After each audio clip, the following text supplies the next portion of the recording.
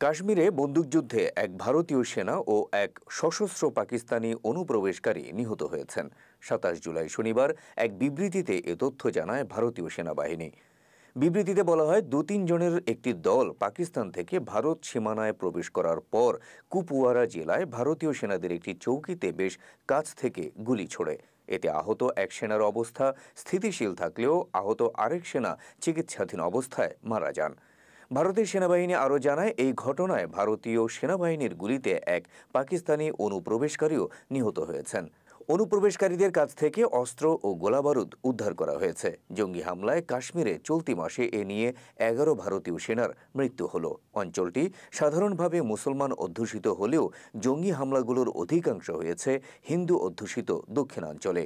মূলত ১৯৪৭ সালে দেশভাগের পর থেকেই ভারত পাকিস্তানের মধ্যে সীমান্ত এলাকা কাশ্মীরের কিছু অংশ নিয়ে দ্বন্দ্ব চলে আসছে।